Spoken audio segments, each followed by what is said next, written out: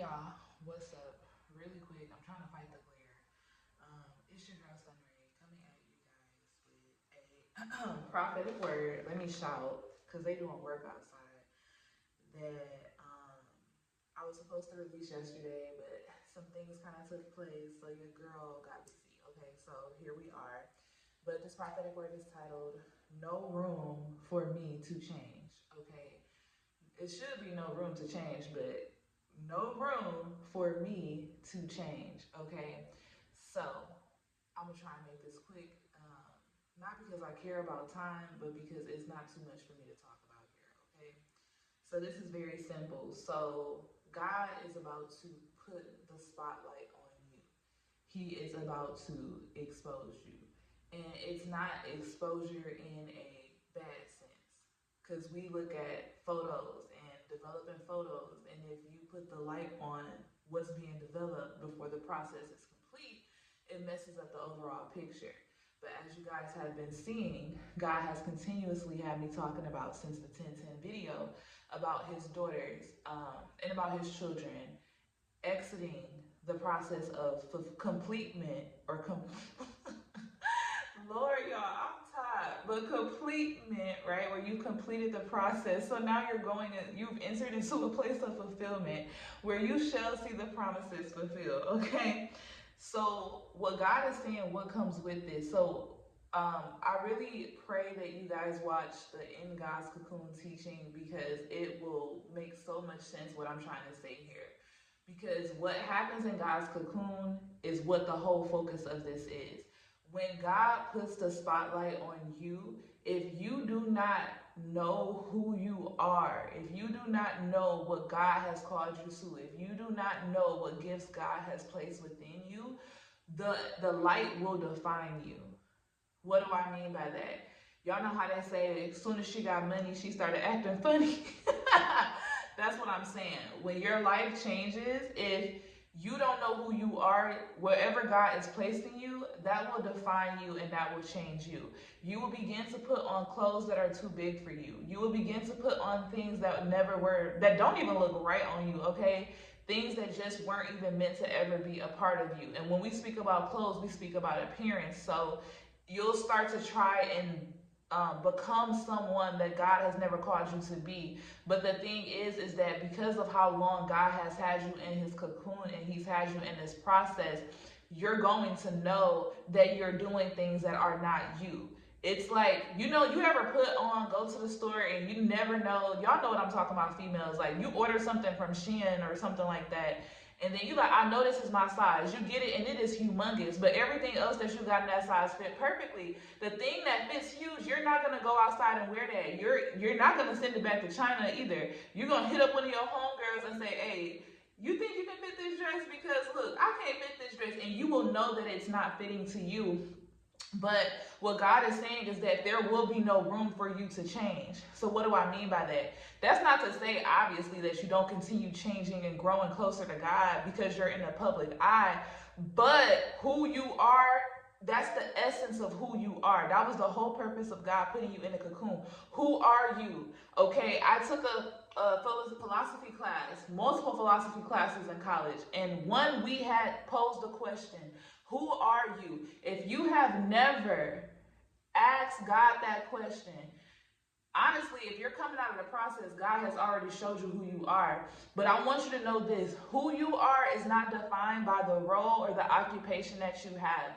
Who you are is the essence of your being.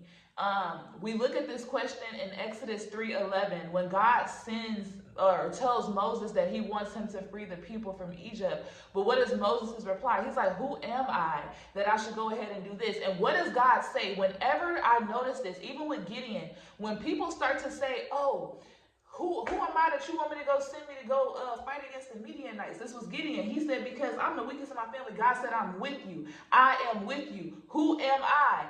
I am with you. Who is I am? I'm not going to put too much emphasis on it because y'all should be picking up what I'm putting down. And if y'all not, this word may not be for you, and you also just may need to rewind it to catch what I just said there. But at the end of the day, who you are, a large part of the essence of you is going to be God.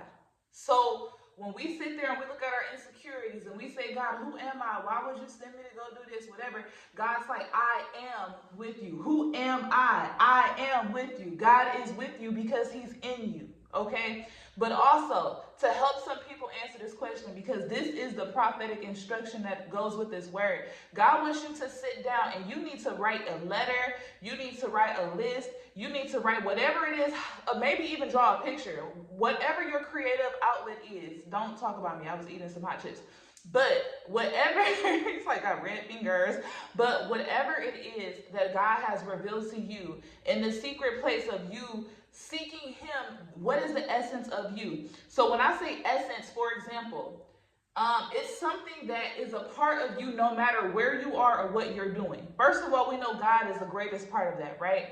But also there's other things about you. For example, for me, I may not be a teacher in the sense of I may not be working a job as a teacher, but no matter what I've been doing my whole life, even with this ministry, teaching has always come out because it is my essence. In essence, I am a teacher. It's not about the role, right? Because you got some people that are fulfilling the role of a teacher, but the essence of them is not a teacher. What do I mean by that? They can go play golf with somebody and they are not interested in teaching nobody how to play golf. They just want to play golf because that's not the essence of who they are. So don't define who you are by what you do. Who you are is not always what you do. You get what I'm saying? And that's where a lot of people, oh my God, I feel like I'm about to confuse some people. But pretty much what I'm saying is like, before you come to know God, before you come to know your purpose and stuff, a lot of what you're doing is not who you are. It's not the essence of you. It's just roles and occupations. Like some people are, oh, I'm a mom. Oh, I'm a leader. Oh, I'm this. But if they're not in a position to lead, they don't have the essence of a leader. You know what I mean? Which is to be a servant. Like, hopefully I'm making sense here. But if I'm not, maybe it's just not for you, okay? Because this is like longer than I was even wanting it to be. But pretty much God wants you to answer, who are you? Because you won't have time to change. You won't have room to change. And what do I mean by this? When the spotlight is on you, it's like this thing like, of course you can change your interests and you can change things like that, but the essence of who you are, God said, the original version, right? It's simply be you, okay? You, who God has called you to be. So for example, my hair might change. Y'all know I might go back to like wearing braids or like putting sew-ins in or something like that, but I am still me. The essence of me is still me. Like I know who I am, and it's important for you to know who you are so that where you're going does not define who you will become. Like you've already become, you're just approaching the place that God has set for you. But the place that you're approaching should not define you. What you've been through should not define you. But the process God had you in, it should have shown you the essence of you. Does that make sense? All right, I'm done. So God is saying, don't stray from who you are, remain you, pretty much. Okay, so no room for you to change. Right? No room for you to change. Yep, perfect. All right, I will talk to y'all later. Have a blessed day. Y'all, my finger's red.